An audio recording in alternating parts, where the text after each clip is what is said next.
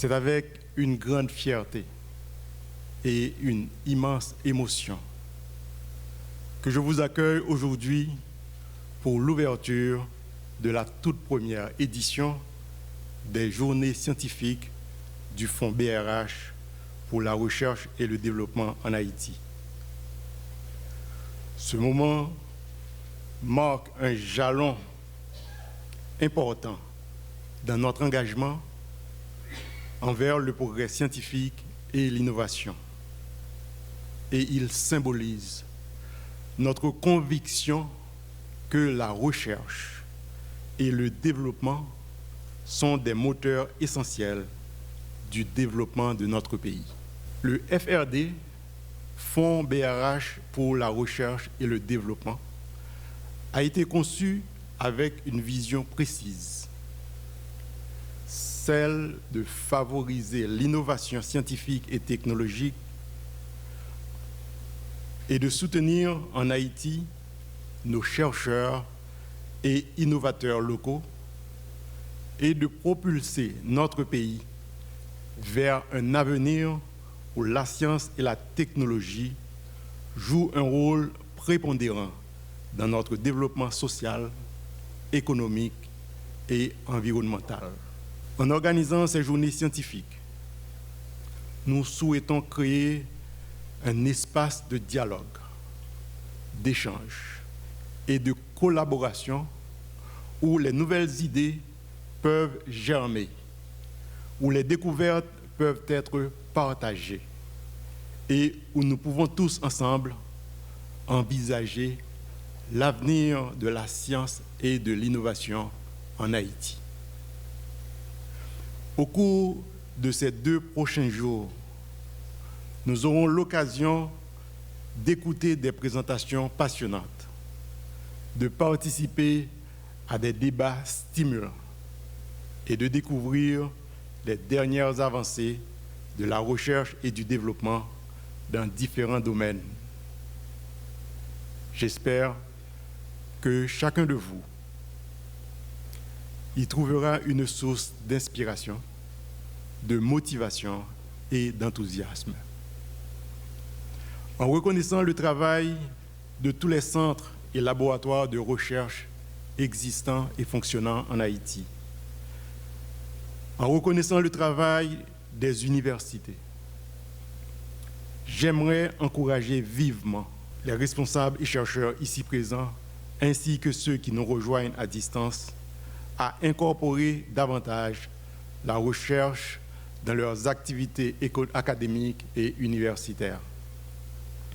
En effet, nos défis économiques, sociaux et environnementaux ne peuvent être relevés que par des réponses innovantes issues d'une réflexion méthodique et rigoureuse. À la BIT, nous sommes intimement convaincus de l'importance de la recherche scientifique dans l'élaboration et la mise en œuvre de politiques publiques.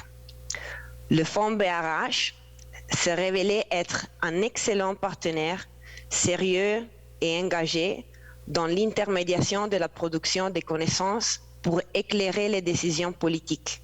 Et nous sommes ravis de cette collaboration. C'est donc avec un grand honneur que nous soutenons le Fonds BRH dans les initiatives de recherche permettant d'informer l'élaboration des politiques de croissance et de développement en Haïti. Et nous saluons l'engagement et la rigueur du Fonds BRH dans cette entreprise vitale pour le pays. Les 2 journées scientifiques présenteront les premiers résultats de recherche dans des domaines tels que l'agriculture, l'environnement, le changement climatique, le tourisme et bien d'autres encore. Nous sommes impatients d'assister à cet événement, de discuter et de grandir ensemble dans notre compréhension des politiques les plus adaptées pour le pays. Cette collaboration avec le Fonds BRH est une occasion unique de renforcer nos liens, d'apprendre les uns des autres et de contribuer collectivement à l'amélioration des politiques et au développement durable d'Haïti. Ensemble, nous avons la possibilité d'apporter une réelle valeur ajoutée pour relever les défis auxquels le pays est confronté. J'éprouve un immense plaisir en prenant la parole ce matin au nom du ministère de l'Économie et des Finances à cette première édition de journée scientifique du Fonds de recherche et de développement de la Banque de la République d'Haïti, FRD-BRH. Lancé en février 2020, ce fonds a vu le jour dans un contexte de crise sanitaire mondiale, soit à environ un mois du début des confinements en Haïti, à la suite de la découverte du premier cas de pandémie de COVID-19 en Haïti. Malgré le contexte difficile dans lequel il a pris naissance, le fonds a fait son chemin et a porté des fruits. En effet, dans un pays où près de la moitié de la population fait face à une situation sanitaire et socio-économique très précaire, avec une inflation à 2 chiffres depuis l'année 2015, d'aucuns pourraient penser que la seule priorité devrait être la satisfaction des besoins primaires. Or, agir de la sorte reviendrait à voir les choses trop simplistes. Aussi, nous avons fait le choix d'agir sur le court terme en implémentant des programmes sociaux susceptibles de mitiger les impacts de la crise aiguë impactant le bien-être de nos concitoyens, mais aussi nous avons choisi d'investir dans l'avenir en nous associant au fonds BRH pour la recherche et le développement en tant que partenaire financier. Il s'agit d'un arbitrage difficile mais nécessaire. Après 39 mois d'activité, nous voici rassemblés en cette enceinte pour partager avec le grand public et la communauté des chercheurs les présentations de la plupart des résultats de recherche. Cette première édition offre la possibilité à tout un chacun de réagir et de discuter sur des thématiques touchant l'agriculture, l'environnement, les ressources naturelles, les médecines traditionnelles et j'en passe. Ce sera l'occasion pour les membres des équipes de recherche de présenter non seulement les résultats des recherches achevées, mais aussi les résultats préliminaires des recherches en cours. À travers cette plateforme, il ne fait aucun doute qu'il y a une opportunité d'intégrer la communauté des chercheurs et celle des administrations publiques et privées de manière à bénéficier mutuellement des connaissances des uns et des autres et aussi de mieux orienter les actions des administrations pour améliorer le bien-être de tous. La contribution du ministère de l'Économie et des Finances dans la constitution du fonds traduit la volonté du gouvernement d'investir dans la durabilité et représente du coup un pari sur l'avenir. Le pays est confronté à pas mal de problèmes qui méritent des solutions complètes et définitives. C'est pourquoi nous avons identifié un ensemble de problématiques devant faire l'objet d'analyses et d'études appropriées et dont les recommandations sont attendues sous forme de plans d'action opérationnels tenant compte des contraintes sociopolitiques de mise en œuvre.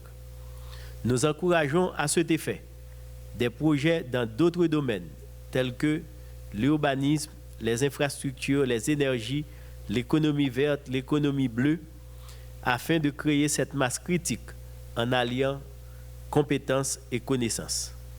Permettez-moi, au nom du ministère de l'Économie et des Finances, d'adresser mes plus vives félicitations à ces bénéficiaires et les encourager à inscrire leurs différents projets dans une logique de continuité en vue d'approfondir les résultats et les confronter aux évolutions futures du contexte socio-économique, politique et environnemental du pays.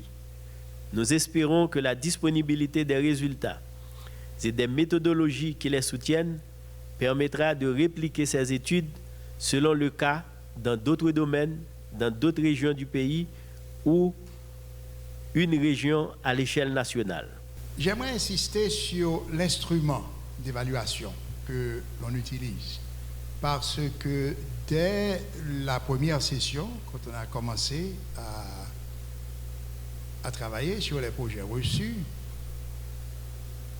et particulièrement le professeur Cadet et moi, parce que on a toujours été là dès le début, hein, on avait le souci, on a tout de suite compris qu'il faut satisfaire une exigence d'objectivité, pas vrai? Et surtout que l'on reçoit des projets venant de collègues du milieu, de chercheurs qu'on connaît, pas vrai?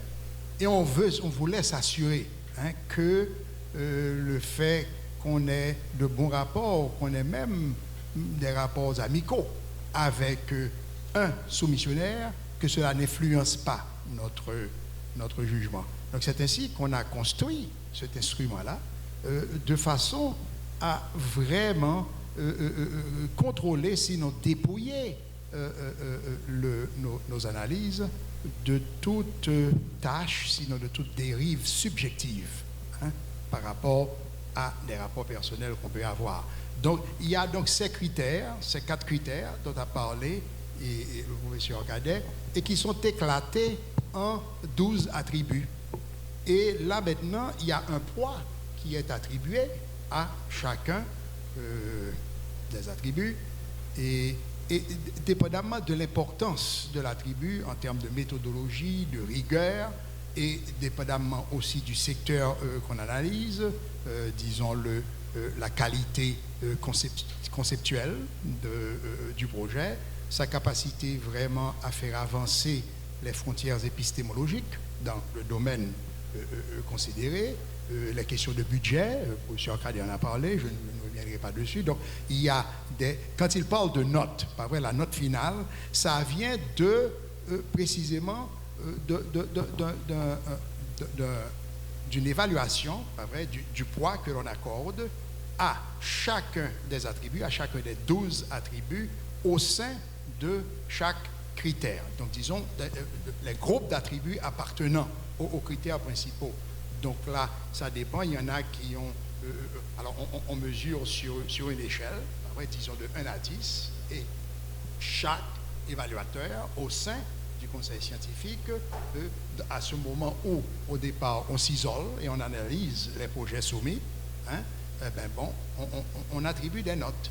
Et après, lorsqu'on se rencontre pour comparer nos résultats individuels, eh ben, pour les 2 sessions qu'on a déjà eues, il est très intéressant de noter à quel point il y a eu souvent de la convergence entre les évaluateurs du conseil scientifique, hein, et là, alors à la première session, je m'attendais à ce que l'on ait vraiment de longues sessions pour déterminer quels sont les projets que le conseil scientifique allait faire avancer à la direction exécutive et proposer à la direction exécutive pour du financement. Eh bien, ça a été relativement facile, pour ne pas dire rapide, sauf peut-être quelques petits cas où il y a eu des échanges, des discussions, et où il a fallu départager par un vote, mais vraiment rarement, hein, on commence et on voit que peut-être 80% de ce qu'on a trouvé, eh bien, il y avait convergence entre les membres du comité scientifique. Donc là, c'est ce qui montre à quel point cet instrument-là, vraiment, nous a permis d'assurer une certaine objectivité, et heureusement, aux dépens de la subjectivité, parce qu'il y en a qui tombaient, et personnellement, on regrettait de, oh mon Dieu, voilà qu'il est tombé, mais on ne pouvait rien faire, parce que c'est les critères qui ont donné ce résultat-là. Alors là, maintenant, pour ne pas parler plus longtemps, j'aimerais souligner à quel point cette initiative d'un fonds BRH pour la recherche et le développement, à quel point que moi, personnellement, comme membre, on dit en anglais, de l'Académie, à quel point, compte tenu de la situation sociopolitique difficile que connaît le pays, à quel point pour moi c'est carrément merveilleux d'avoir un projet pareil. En 2 sessions, on a eu, alors on dit plus de 70, exactement 74 projets qui ont été soumis. Et pour moi, c'est extraordinaire, pas vrai? Et pour moi, la morale de toute cette histoire, c'est que le Fonds BRH pour la recherche et le développement est un véritable pari. Pari sur l'avenir d'Haïti. Pari que Haïti a un avenir de lumière qui s'en viendra. On est dans un mauvais moment. Après, ça arrive, ça est arrivé à d'autres pays. Ça arrive aux nations comme ça arrive aux familles. Hein? Mais il s'agit pour nous de nous retrouver et il y a des éléments d'espoir. Et pour moi, le FRD-BRH est un élément d'espoir pour l'avenir d'Haïti.